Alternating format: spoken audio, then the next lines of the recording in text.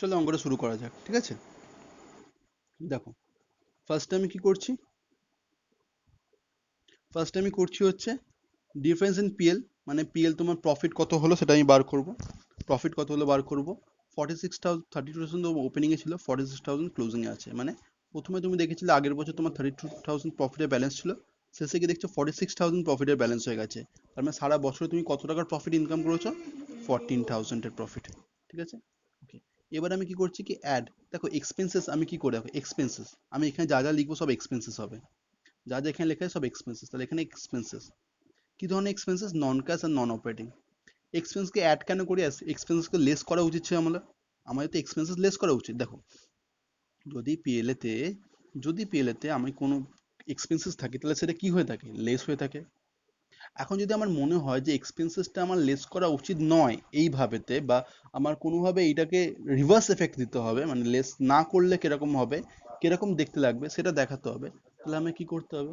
Simply add করতে হবে। কি করতে হবে? অ্যাড করতে হবে। কি অ্যাড করব আমি? আমি অ্যাড করব নন ক্যাশ, নন অপারেটিং এক্সপেন্সেস।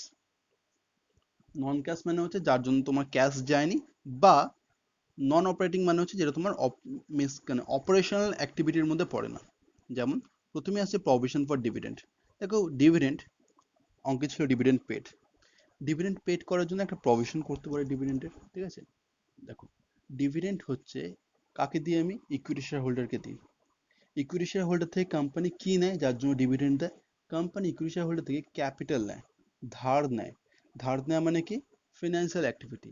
তাহলে ধার নেওয়ার জন্য ডিভিডেন্ড দিতে হচ্ছে তোমাকে, অ্যাজ ইফ ইন্টারেস্ট সেটা তোমার ইকুইটি শেয়ার ধার নেওয়া, ধরে নাও ইন্টারেস্ট, এটা ইন্টারেস্ট যদিও নয়, there are certain difference between interest and dividend, but still তুমি ধরে নিতে পারো এটা একটা ইন্টারেস্ট। তো এটাও অবভিয়াসলি কার মধ্যে পড়বে? এটাও আমার ফিনান্সিং অ্যাক্টিভিটির মধ্যে পড়বে। কিন্তু আমি এখানে কি ক্যালকুলেট করতে যাচ্ছি? Operating activity. পিএল এর মধ্যে ডিভিডেন্ড তো আমি লেস করেই থাকি, তাহলে আমি অ্যাড করে দেবো, অ্যাজ ইফ এটা নেই, মুছে গেল। একে কোথায় লেস করবো? আমি গিয়ে একে আমি ফিনান্সিং অ্যাক্টিভিটিতে গিয়ে লেস করবো, কেননা এটা ফিনান্সিং অ্যাক্টিভিটির খরচা। ডেপ্রিসিয়েশন। ডেপ্রিসিয়েশন মানছি আমি অপারেটিং খরচা, কেননা কাজ করছি তাই ডেপ্রিসিয়েশন হচ্ছে। অপারেশনের খরচা, রেগুলার ডে টু ডে কাজের সঙ্গে এটা রিলেটেড। বাট ডেপ্রিসিয়েশনের জন্য কোনোদিন আমি কারো কাছে টাকা পেমেন্ট করতে হয় না। ডেপ্রিসিয়েশন একটা সঞ্চিতি, আমরা ছোটবেলায় শিখেছিলাম না অবচয় সঞ্চিতি কিনা। ডেপ্রিসিয়েশনের জন্য আমার টাকা জমা রাখি, পিএল থেকে একটা টাকা বাদ দিয়ে রাখি, ইন ফিউচার যখন আমি নতুন কোনো মেশিনারি কিনবো তার রিপ্লেসমেন্টের জন্য, ইন ফিউচার। বাট এখন কিন্তু কোনো খরচা হচ্ছে না ডেপ্রিসিয়েশন থেকে, ঠিক আছে? তাই কি হয় কি, ডেপ্রিসিয়েশন নন ক্যাশের মধ্যে পড়ে যাচ্ছে। তাই এটাকে আমি দেখাবো না, খরচা আমি লেস করে বসেছিলাম, তাই এখন আমি অ্যাড করে দেবো, যাতে এটা না দেখানো যায়। এবার ডেপ্রিসিয়েশনের অ্যামাউন্ট কত হবে চলো জানা যাক। মন দিয়ে দেখো, ডেপ্রিসিয়েশনের জন্য আমার ওপেনিং এ ছিল 80,000 টাকা টোটাল ডেপ্রিসিয়েশন, ক্লোজিং এ 88,000 টাকা, বা 88,000। সারা বছরের মধ্যে দেখছো তুমি ওল্ড মেশিনারি যার কস্ট ছিল 24,000 টাকা, যার মধ্যে ডেপ্রিসিয়েশন ছিল 12,000 টাকা, অ্যাকুমুলেটেড ডেপ্রিসিয়েশন, সোল্ড ফর 8,000। ঠিক আছে, এটা দরকার নেই, 8,000টা ওয়াজ সোল্ড। মানে একটা 24,000 টাকা দামি মেশিনারি সেল করেছো যার মধ্যে 12,000 টাকা ডেপ্রিসিয়েশন জুড়েছিল। মানে এই 80,000 থেকে এই 12,000 টাকার ডেপ্রিসিয়েশন বেরিয়ে যাবে। এখন এটাও ডেপ্রিসিয়েশন, এটাও ডেপ্রিসিয়েশন। এই মেশিনে তোমার কাছে ছিল তাই এটা ওল্ড মেশিনারি। এই মেশিনে যখন চলে আছে এর সঙ্গে ডেপ্রিসিয়েশনও চলে যাবে। তাহলে 80,000 থেকে 12,000 টাকা চলে যাবে, তাহলে পুরো থাকবে কত? 80,000 মাইনাস 12,000, পুরো থাকছে কত? 68,000। ঠিক আছে, তাহলে 68,000 আমার পড়ে যাচ্ছে, ভেরি গুড, কোনো অসুবিধা নেই। কিন্তু 80 থেকে 12 চলে যাওয়ার পর 68 পড়ে থাকার কথা, 88 কেন পড়ে আছে? 68 এর বদলে 88 মানে বেড়ে যাচ্ছে কেন? তার মানে নিশ্চয়ই সারা বছরে নতুন করে ডেপ্রিসিয়েশন করা হয়েছে। আর সেটাই স্বাভাবিক, প্রতি বছর আমরা নতুন করে ডেপ্রিসিয়েশন অ্যাড করি। তো তাহলে 88,000 তাহলে আছে ক্লোজিং এ, আর আমার থাকার কথা কত? ব্লেস করে 68। যদি এক্সট্রা হলো সেই এক্সট্রা নতুন ডেপ্রিসিয়েশনের জন্য, নতুন ডেপ্রিসিয়েশন কত? 20,000 বিয়োগ করে আমি পেয়ে গেলাম 88 থেকে 68, 20,000। এইটাই হচ্ছে আমার সারা বছরে নতুন করে ডেপ্রিসিয়েশন করা। ডেপ্রিসিয়েশন 88,000 পড়ে আছে ক্লোজিং এতে, ওপেনিং এ 80 ছিল, 12 লেস করলাম, আর 88 থেকে লেস করে দিলাম, ঠিক আছে? 20,000 পড়ে থাকছে। আচ্ছা, ডিভিডেন্ডের অ্যামাউন্টটা বলে দিই কি করে পেলাম আমি। ডিভিডেন্ড অঙ্কে বলেছিল 10% ডিভিডেন্ড পেড। ডিভিডেন্ড কার উপর পেমেন্ট করা? ইকুইটি শেয়ারের উপর। ইকুইটি শেয়ার ছিল 4,60,000। এর 10% মানে কত হচ্ছে? 46,000। ঠিক আছে, এবার আসছে ডিবেঞ্চার ইন্টারেস্টে। ডিবেঞ্চার যদি নাও তার মানে ধার নিচ্ছ, ধার নেওয়া মানে ফিনান্সিং অ্যাক্টিভিটি, আর ডিবেঞ্চার ইন্টারেস্ট দেওয়া মানেও ফিনান্সিং অ্যাক্টিভিটি। তাই এইটা অপারেটিং অ্যাক্টিভিটির মধ্যে আসা উচিত নয়। যদিও প্রফিট আর লসে কি করা হয়, ডিবেঞ্চার ইন্টারেস্ট লেস করা থাকে, মানে টু এর দিকে বসানো থাকে, খরচার দিকে বসানো থাকে, তার মানে লেস করে থাকা থাকে। তাই আমি যখন অপারেটিং প্রফিট নিচ্ছি 24,000, তার মধ্যে কোনোভাবে এটা এফেক্ট দিয়ে বসে আছে, তাই এটাকে আমি নিউট্রাল করে দিচ্ছি অ্যাড করে, যাতে এর এফেক্ট না থাকে। এটা কোথায় আমি এফেক্ট দেবো? এটাকে আমি এফেক্ট দেবো কোথায়? এটাকে আমি এফেক্ট দেবো হচ্ছে ফিনান্সিং অ্যাক্টিভিটিতে, এখন দেবো না। ঠিক আছে, তাই ডিবেঞ্চার ইন্টারেস্ট কত দেবো আমি? দেখো, ডিবেঞ্চার আমার 8% ছিল, মানে ডিবেঞ্চার ইন্টারেস্ট রেট হচ্ছে 8%। এখানে 1,00,000 আসছে, এখানে 1,40,000। তুমি যে কোনো একটার উপর একটা অ্যাজাম্পশন ধরে ইন্টারেস্ট দিতে পারো। আমি অ্যাজাম্পশন দিচ্ছি 1,80,000 উপরে 8% ডিবেঞ্চার। আর এটাই বেস্ট। ঠিক আছে, এটাই বেস্ট, ওপেনিং এর উপর ইন্টারেস্ট দেওয়াটাই বেস্ট। তাহলে 1,80,000 8%। দেখো, ডিবেঞ্চার ইন্টারেস্ট 8% of 1,80,000, 14,400। এবার দেখো লস হয়েছিল একটা, কিসে হয়েছিল? Sale of machinery. Machinery sale করেছে, লস হয়েছে। লস করলে আমরা সাধারণত কি করে থাকি? পিএল এর মধ্যে লেস করে থাকি, যেহেতু লস হয়েছে। তাহলে পিএল আমার এখানে আছে, তার মানে নিশ্চয়ই পিএল থেকে লেস করা আছে। কিন্তু ভেবে দেখো, একটু আগে বলেছিলাম মেশিনারি কেনা, লং টার্ম জিনিসপত্র কেনা, সব ইনভেস্টিং অ্যাক্টিভিটির একটা পার্ট, তাই তো? ইনভেস্টিং অ্যাক্টিভিটির পার্ট হওয়ার জন্য এটার অপারেটিং এরতে কোনো জায়গা নেই, এর অপারেটিং এর কাজেতে কোনো জায়গা নেই। কারণ আমি বা কি বার করছি? আমি অপারেটিং অ্যাক্টিভিটি বার করছি, ক্যাশ ফ্রম অপারেটিং অ্যাক্টিভিটি। ঠিক আছে, ক্যাশ ফ্রম অপারেটিং অ্যাক্টিভিটি বার। আচ্ছা, প্রথমে তো বলিনি আমি, একটু সমস্যা হয়ে গেছিলো ভিডিওতে। তো প্রথমে বার করবে ক্যাশ ফ্রম অপারেটিং অ্যাক্টিভিটি, তাই এখানে সব অপারেশন রিলেটেড থাকবে আর ক্যাশ থাকবে। দেখো, দুটি থাকবে, ক্যাশ থাকবে আর অপারেশন রিলেটেড। যার মধ্যে ক্যাশের কোনো গন্ধ নেই বা যার মধ্যে অপারেশনের গন্ধ নেই, তাকে আমরা স্ট্রাইক আউট করবো। আর যেটা যদি লেস করা থাকে তাকে অ্যাড করে ফেলবো, যেটা অ্যাড করা আছে তাকে লেস করে ফেলবো। তাহলে অলরেডি আমি loss on sale of machinery PL এর মধ্যে লেস করে বসেছিলাম, কারণ আর খরচা ছিল আমার এটা, লস ছিল আমার এটা। তাহলে আমি অ্যাড ব্যাক করে দেবো, যাতে করে এটা নিউট্রাল হয়ে যায়। ক টাকা লস ছিল দেখা যাক একটুখানি। দেখো, সিম্পল অঙ্কের লজিক কি বলে, একটা 24,000 টাকাতে আমি মেশিন কিনেছিলে, আজ পর্যন্ত যার উপর 12,000 টাকা ডেপ্রিসিয়েশন চলেছে। 24,000 টাকা দিয়ে মেশিন এসেছিল, যার উপর আজ পর্যন্ত তুমি 12,000 টাকা ডেপ্রিসিয়েশন দিয়েছো। 24,000 থেকে তুমি 12,000 যদি বাদ দিয়ে দাও, তাহলে পড়ে থাকছে কত?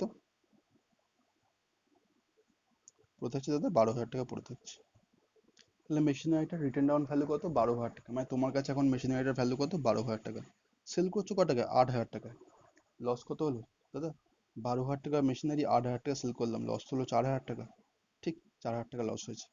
ঠিক 4,000 টাকা লস হয়েছে। আর এখানে আমার অ্যাডের সব কাজ শেষ হচ্ছে, আমার অঙ্কে আমি খুঁজে দেখেছি আর কোনো অ্যাডের জায়গা নেই। এই অ্যাডের গুলো যদি আমি এখানে 14,000 কে নিয়ে যদি অ্যাড করে ফেলি, তাহলে আমার বের হচ্ছে 98,400। ওকে, আমি লেসগুলোকে সব লাল কালিতে লিখেছি, লেসগুলো সব লাল কালি, যেখানে যেখানে আমি লেস করেছি সেখানে রেড ইনকে ইউজ করেছি।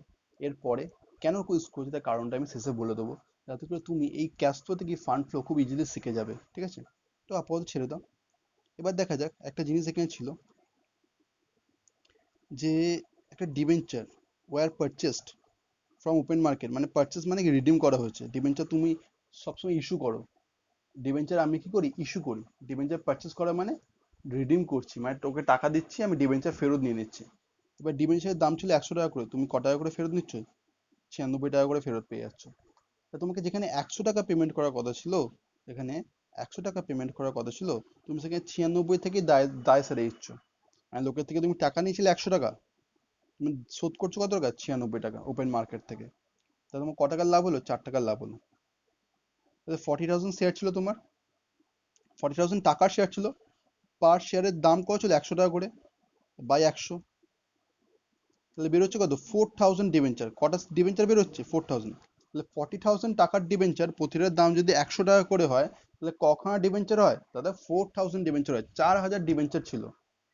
4,000 ডিবেঞ্চারেতে তোমার 100 টাকা করে যে ডিবেঞ্চার ছিল, সেগুলো তুমি কত করে পেয়েছো, মানে কত করে ছেড়েছো টাকা? মানে টাকা তুমি পেমেন্ট করেছো কত টাকা করে 96 টাকা করে, তাহলে পার শেয়ার তোমার কটা করে প্রফিট হলো দাদা? 4 টাকা করে। 4000 শেয়ার ছিল তোমার, প্রতিটা শেয়ারে তুমি 4 টাকা করে প্রফিট করলে, তাহলে প্রফিট কত হলো তোমার? 1600 টাকা। আচ্ছা, আমার একটা না ভুল হয়ে গেল। কি ভুল? ভুলটা হচ্ছে এটাই যে 40,000 ডিভাইড বাই 100 যদি তুমি করো, তাহলে 4000 হয় না, কত হয়? 4000 হয় না, 400 হয়। কত হয়? 400 হয়। একটা ছোট ভুল হয়ে গেছিল, এটা একটু দেখে নাও। 40,000 ডিভাইড বাই 100 যদি করো, তাহলে এটা 400 হয়। 400 খানা শেয়ার, 4 টাকা করে পার শেয়ারের প্রফিট, তাহলে কত হচ্ছে? 1600 টাকা। 4 টাকা করে কোথা থেকে পেলাম? 100 টাকা দামি শেয়ার, তুমি 96 টাকা পেমেন্ট করেই দায় সেরে যাচ্ছ। তোমার 4 টাকা কম পেমেন্ট করতে হলো, তাহলে তোমার কি হলো? লাভ হলো। এই যে লাভ হলো, নিশ্চয়ই আমি লাভ ক্ষতিতে দিয়েছি। এই যে লাভ হলো, নিশ্চয়ই আমার লাভ ক্ষতিতে লাভটাকে যোগ করে ফেলেছি, যে আমার লাভ বেশি হয়েছে। লাভ ক্ষতি মানে পিএল অ্যাকাউন্ট, তাহলে পিএল অ্যাকাউন্টে নিশ্চয়ই এটা যোগ করা আছে, তাই তো? কিন্তু ভেবে দেখো, ডিবেঞ্চার যখন কথাটা চলে এলো, তখন এইটা তোমার কি অ্যাক্টিভিটি? ফিনান্সিং অ্যাক্টিভিটি, এটা অপারেটিং অ্যাক্টিভিটি নয়। তাই আমি যখন অপারেটিং অ্যাক্টিভিটি ক্যালকুলেট করব, তখন হামারে अंगने में तुम्हारा क्या काम है, ঠিক আছে? তো কি করব আমি? এটাকে লেস করে দেবো। কি করব? লেস করে দেবো। কত টাকা? 1600 টাকা। 40,000 ডিভাইড বাই 100 ইন্টু 4।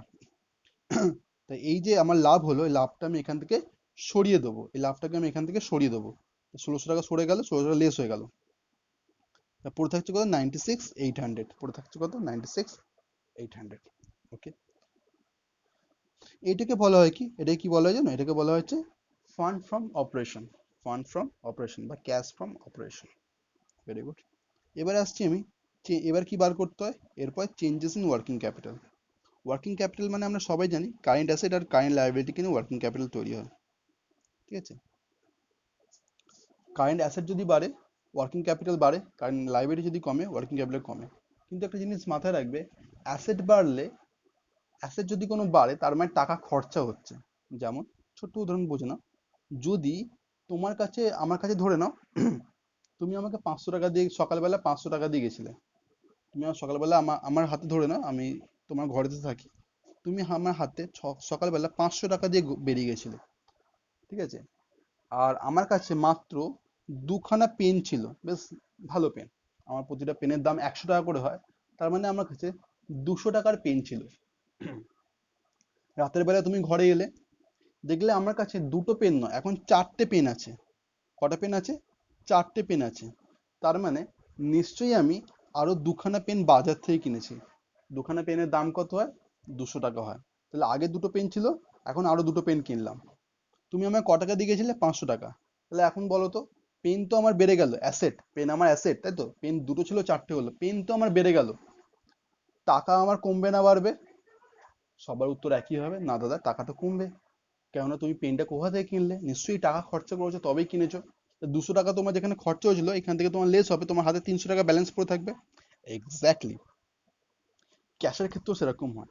অ্যাসেট বাড়লে, অ্যাসেট বাড়লে ক্যাশ কমে, অ্যাসেট কমলে ক্যাশ বাড়ে। লায়াবিলিটি ঠিক উল্টো হবে। অ্যাসেট যদি বাড়ে, যদি ক্যাশ কমে, তাহলে লায়াবিলিটি বাড়লে ক্যাশ বাড়বে। অ্যাসেট বাড়লে ক্যাশ কমে, তাহলে লায়াবিলিটি বাড়লে ক্যাশ বাড়বে। উল্টো সম্পর্ক অ্যাসেটের সঙ্গে লায়াবিলিটির। তাই ওয়ার্কিং ক্যাপিটাল চেঞ্জেস বার করার আগে আমি সবসময় আগে অ্যাসেট আর লায়াবিলিটির working, current asset current liability দেখে নেবো। এখানে যে এতগুলো আইটেম আছে, তার মধ্যে এটা আমার কারেন্ট অ্যাসেট নয়, কারণ এটা ফিক্সড অ্যাসেট। এটাও ফিক্সড অ্যাসেট। এটা ইনভেস্টমেন্ট, এটাও ফিক্সড অ্যাসেটের মধ্যেই পড়ছে। কারেন্ট অ্যাসেট কারা? কারেন্ট অ্যাসেট হচ্ছে এইগুলো, ঠিক আছে? স্টক দেখো 1,64,000 ছিল, বেড়ে গেছে। স্টক বাড়া মানে, স্টক বাড়া মানে কি? স্টক বাড়া মানে ক্যাশ কমা, তাই লেস হবে। তাহলে এটা লেস হবে, ইনক্রিজ ইন স্টক। লেসের দিকে দেবো, মাথায় রাখবে কিন্তু এটা। স্টক ইনক্রিজ হচ্ছে, তার মানে লেস হবে। ডেটর, ডেটর কমে গেছে, তার মানে টাকা ঢুকেছে, তাহলে অ্যাড হবে। ডেটর কমে গেছে, ডিক্রিজ ইন ডেটর মানে অ্যাড হবে।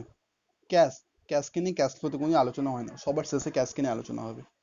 প্রিপেড এক্সপেন্সেস 2,000 ছিল, 4,000 হচ্ছে, বেড়ে গেছে। বেড়ে গেছে মানে অ্যাসেট বেড়ে গেলে মানে আমার টাকা খরচা হয়ে গেছে, কমে গেছে। তাহলে স্টক আর প্রিপেড এক্সপেন্সেস লেস হবে, ডেটর অ্যাড হবে, ডেটর অ্যাড হবে। আর ক্যাশটা কিছুই হবে না, ক্যাশটা পরে হবে। তা দেখো, ডেটর অ্যাড করে এলাম আমি। ডেটরকে যা যেমন কথা তেমন কাজ, ডেটরকে আমি অ্যাড করে এলাম। ক টাকা? 1,34,000, সরি, হ্যাঁ, 1,34,000 ছিল, 86 হয়েছে, তাহলে ক টাকা কমেছে? 48,000 কমেছে। আর স্টক, দেখো লেসের লিস্টের মধ্যে আমি স্টককে নিলাম, ইনক্রিজ ইন স্টক আর increase in prepaid expenses. Prepaid expenses 2 থেকে 4 হয়ে গেছিলো, তাহলে 2,000 টাকা বেড়েছে। আর স্টক 1,64,000 থেকে 2,12,000 হয়ে গেছিলো, তাহলে 48,000 বেড়েছে। তাহলে আমার অ্যাসেটগুলো হয়ে গেল। এবার কারেন্ট লায়াবিলিটিতে যাই। কারেন্ট লায়াবিলিটি দেখি আউটস্ট্যান্ডিং এক্সপেন্সেস বেড়েছে না কমেছে? আউটস্ট্যান্ডিং এক্সপেন্সেস দাদা বেড়েছে। দেখো, অ্যাসেট বাড়লে ক্যাশ কমে, লায়াবিলিটি বাড়লে ক্যাশ বাড়ে, ঠিক উল্টো সম্পর্ক। তাহলে লায়াবিলিটি যখন বাড়লো, ক্যাশ বাড়লো, বাট লায়াবিলিটি কমলে কি হবে? ক্যাশ কমবে। ক্রেডিট সেরকম কমে গেছে, তাহলে ক্যাশও কমে গেছে, তাই তো? ক্রেডিট কমে গেছে মানে ক্যাশও কমে গেছে।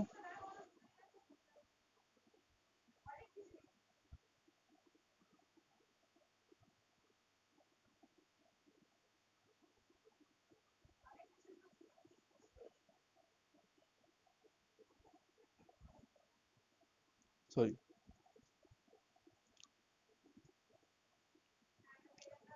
এটা কমে গেছে মানে কি হয়েছে? ক্যাশও কমে গেছে তোমার, ঠিক আছে? তাহলে এখানেতে decrease in outstanding expenses and creditor, যা ডিফারেন্স হচ্ছে সেই ডিফারেন্সগুলো বসিলাম। তোমরা স্মার্ট আছো, তোমরা ক্যালকুলেট করে নাও ক টাকা ডিফারেন্স হচ্ছে। এখানে আমি হিসাবগুলো লিখে হয়েছি, 26K, 4K, যা যা হিসাব আছে। তাহলে 96,000, 8,000 ছিল, 800 ছিল, 96,800। তার সঙ্গে আমার ডিক্রিজ মানে এটা অ্যাড হলো কত? 48,000। আর লেস হলো 66,000। নেট কত দাঁড়ালো? 78,800। এবার যদি কোনো অ্যাকচুয়াল ট্যাক্স পেমেন্ট করে থাকি সেটা বসাবো। অঙ্কেতে কিছু বলে দেয়নি ট্যাক্সের পেমেন্টের কথা, তাই আমি নট অ্যাপ্লিকেবল লিখলাম। ফরম্যাটটা লিখলাম কেন? যাতে করে তোমাদের মনে না হয় যে এরকম কোনো টার্ম আছে কিনা, যাতে সন্দেহ না হয়। তাহলে আমার নেট কত বেরোলো? 78,800। এটা কি বলে? Cash from operating activity. তাহলে অপারেটিং অ্যাক্টিভিটি আমার এই সময় শেষ হয়ে গেল। এবার দেখো, সেল অফ মেশিনারি, একটু আগে বলেছিলাম, মনে আছে সেল অফ মেশিনারি ছিল? দেখো, চলে আসো এখানতে। ইনভেস্টিং অ্যাক্টিভিটি করবো, অপারেটিং অ্যাক্টিভিটির পরে আমরা ইনভেস্টিং অ্যাক্টিভিটি করবো। ইনভেস্টিং অ্যাক্টিভিটিতে কি করে টাকা এসছে, কি করে টাকা গেছে? ইনভেস্টমেন্ট তুমি সেল করেছিলে 72,000 টাকায়, টাকা নিশ্চয়ই এসছে। সেল করলে কি হয়? টাকা আসে। ইনভেস্টমেন্ট সেল করেছো, টাকা এসছে, তাহলে এটা আমি ইনভেস্টিং অ্যাক্টিভিটি, টাকা ঢুকেছে কত? 72,000 টাকা। আর দেখো old machinery investing activity, sale করেছিল কত টাকা? 8,000 টাকায়, ওয়াজ সোল্ড ফর 8,000। তাহলে এখানেও আমার টাকা ঢুকবে, তাহলে এখানে 8,000 টাকা ঢুকেছে, এখানে 72,000 টাকা ঢুকেছে। Sale of machinery, sale of investment, 8,000 আর 72,000 টাকা। টোটাল তোমার ক টাকা ঢুকলো ইনভেস্টিং থেকে? 80,000। এবার পারচেসে আসা যাক। দেখো, এখানে মেশিনারি ভ্যালু বলেছে, আর এখানে যদি তোমার ডেপ্রিসিয়েশন বলে থাকে, তার মানে মেশিনারিটা নিশ্চয়ই বুক ভ্যালুতে আছে। বুক ভ্যালুতে আছে মানে এখান থেকে ডেপ্রিসিয়েশন কিছু লেস করা হয়নি। যা ডেপ্রিসিয়েশন হচ্ছে সেখানে অ্যাকুমুলেট করা হচ্ছে এইখানেতে। ওকে, তাহলে তুমি হিসাব করে দেখো, 1,04,000 তোমার মেশিনারি ছিল, ছিল কিনা? তার থেকে তুমি 24,000 কস্টিং তুমি বার করলে মেশিনারি। ডাব্লিউডিবি মাথায় নেবো না, কেননা এটা তোমার ডাব্লিউডিবি নয়, কস্টিং এ আছে। ডাব্লিউডিবি থাকলে এখানে ডেপ্রিসিয়েশন ফান্ড থাকতো না, এর সঙ্গে অ্যাডজাস্ট করা থাকতো। তার মানে কি? এর সঙ্গে কোনো ডেপ্রিসিয়েশন অ্যাডজাস্ট করা নেই, তাই ডেপ্রিসিয়েশনটা আলাদা করে বসানো হয়েছে। তাহলে কি হচ্ছে? মেশিনে তোমার ওপেনিং 1,04,000 ছিল, বিক্রি হয়েছিল 24,000 টাকা। তাহলে 1,04,000 যদি তোমার মেশিনারি ওপেনিং এ ছিল, আর 24,000 টাকা যদি তোমার মেশিনারি বিক্রি হয়ে থাকে, তাহলে পড়ে থাকার কথা কত? 80,000 টাকার মেশিনারি। তাহলে 1,04,000 টাকার মেশিনারি ছিল, 24,000 টাকার মেশিনারি তুমি বাদ দিয়ে দিয়েছো, তাহলে পড়ে থাকছে কত? 80,000 এর মেশিনারি তোমার পড়ে থাকার কথা। কিন্তু এই কি গল্প, তোমার কাছে পড়ে যাচ্ছে ক টাকার? 1,40,000 টাকার মেশিনারি। তাহলে হিসাব মতো তুমি যদি নতুন করে কোনো কিছু না কিনতে, যা ছিল তাই যদি থাকতো, মানে ওপেনিং এ যা ছিল, মানে 1,04,000 ছিল, তার সঙ্গে শুধুমাত্র তোমার যে 24,000 টাকার মেশিনারি বিক্রি হয়েছে, সেই অবধি যদি তোমার কাজকর্ম সীমাবদ্ধ থাকতো, তাহলে তোমার ক্লোজিং ব্যালেন্স হওয়ার উচিত কত ছিল? 80,000। কিন্তু সেটা না হয়ে ক্লোজিং ব্যালেন্স তোমার হয়েছে কত? 1,40,000। তাহলে নিশ্চয়ই তোমার ডিউরিং দ্য ইয়ার তুমি মেশিনারি বাড়িয়েছো, তবেই তো 80 যেখানে থাকার কথা ছিল সেখান থেকে তোমার 40,000, 1,40,000 হয়ে গেছে। তাহলে ক টাকার মেশিনারি বাড়িয়েছো? তাহলে 1,40,000 আমার হয়ে গেছে, আর হওয়ার কথা কত ছিল? 80,000। তুমি ক টাকার মেশিনারি বাড়িয়েছো? দাদা আমি 60,000 এর মেশিনারি বাড়িয়েছি, আমি নতুন করে কিনেছি। বিয়োগ করে পেলাম কত, 60,000, মানে নতুন করে আমি 60,000 মেশিনারি কিনেছি। তাহলে দেখো পারচেজ অফ মেশিনারি 1,40,000 ছিল, 1,40,000 থেকে 24,000, সরি, হ্যাঁ এটা জাস্ট তোমার একটা ফর্মুলা, তুমি আমার মতো ভাবে করতে পারো। যেমন 1,04,000 ছিল, 1,04,000 ছিল যেভাবে আমি বললাম, তার থেকে তোমার 24,000 বেরিয়ে যাচ্ছে, পড়ে থাকা কত 80,000, আর তার থেকে তোমার পড়ে আছে কত 1,40,000, তাহলে যা হবে, আর এইটা করলেও সেই একই জিনিসই হচ্ছে। তা তোমার কত হচ্ছে 60,000, 80,000 তোমার টাকা এসেছিল ক্যাশ ফ্রম ইনভেস্টিং অ্যাক্টিভিটি থেকে, ইনভেস্টিং অ্যাক্টিভিটি থেকে 80,000 তোমার টাকা ঢুকেছিল, আর পারচেস করার জন্য, পারচেস করলে টাকা কি হয় বেরিয়ে যায়, 60,000 বেরিয়ে গেল, তাহলে তোমার নেট কত হলো 20,000 হাতে রয়ে গেল। 80,000 ছিল, 60,000 বেরোলো, তার নেট কত রইলো 20,000 টাকা রইলো। এ বলে ক্যাশ ফ্রম ইনভেস্টিং অ্যাক্টিভিটি। এবার আসা যাক ফিনান্সিং অ্যাক্টিভিটিতে। দেখো আমি বলেছিলাম প্রথমে তো একদম, দেখো এইখানেতে দুখানা জিনিস ছিল, একটা প্রভিশন ফর ডিভিডেন্ড, একটা ছিল ডিবেঞ্চার ইন্টারেস্ট। এই দুটো বলেছিলাম খরচা, নিঃসন্দেহে খরচা, বাট এটা অপারেটিং খরচা না, এগুলো ফিনান্সিং খরচা, এই দুটো একদম ভিডিওর প্রথম দিকেই বলেছিলাম। তাই এই দুটোকে এখান থেকে আমি অ্যাড ব্যাক করছি, যেখানে দরকার ফিনান্সিং অ্যাক্টিভিটি থেকে লেস করব। এর কত, ডিভিডেন্ড 46,000, 46,000, আর ডিবেঞ্চার ইন্টারেস্ট 14,400। দেখো ডিবেঞ্চার ইন্টারেস্ট 14,400, আর পেমেন্ট ফর ডিভিডেন্ড 46,000, এই দুটো এখানে ক্যালকুলেট করে আমি দিয়ে দিলাম। ঠিক আছে, ওকে। এবার দেখো আরেকটা তুমি পেমেন্ট করেছো, কি করেছো তুমি, টাকা শোধ করেছো কার, ডিবেঞ্চারে। মনে পড়ছে ডিবেঞ্চারে তুমি টাকা শোধ করেছিলে এখানেতে, এই অঙ্কেতে কোথায় ছিল বেশ, হুম, 40,000 টাকার ডিবেঞ্চার তুমি রিডিম করেছো, যেখানে তুমি কি ওপেন মার্কেটে করেছো অ্যাট 96,000 ফর ডিবেঞ্চার 100 টাকার, মানে 100 টাকার ডিবেঞ্চারগুলোকে 96,000 পেমেন্ট করে তুমি শান্ত করে দিচ্ছ। তাই 40,000 টাকার ডিবেঞ্চার ছিল,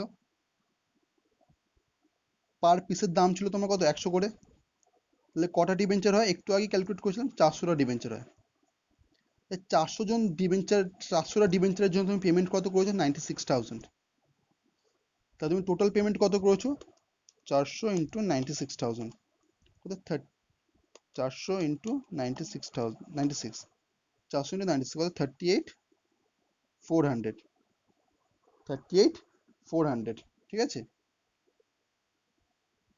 দেখো পেমেন্ট কত হলো, পেমেন্ট হচ্ছে রিডেমশন অফ ডিবেঞ্চার, পেমেন্ট হচ্ছে 38,400, 38,400, রিডেমশন ডিবেঞ্চারে পেমেন্ট করছো এত।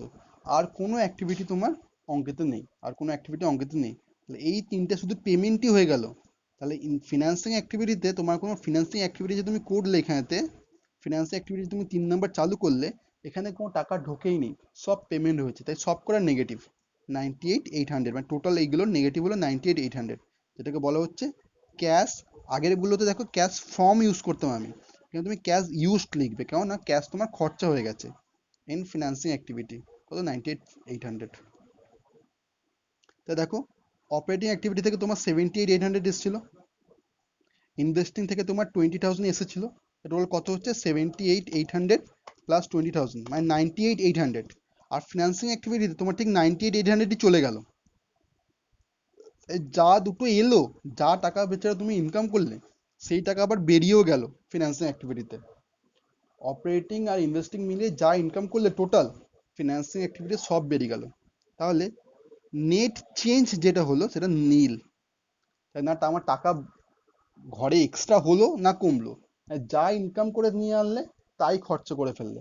তাই দেখো একটা লোক, একটা লোকের হাতে দিনের শুরুতে 500 টাকা ব্যালেন্স ছিল, সেই লোকটা বাজারে গেল বা বাইরে গেল কাজ করতে, 200 টাকা ইনকাম করলো, আর ঘরে ফেরার সময় 200 টাকাই খরচা করে জিনিসপত্র নিয়ে চলে এলো।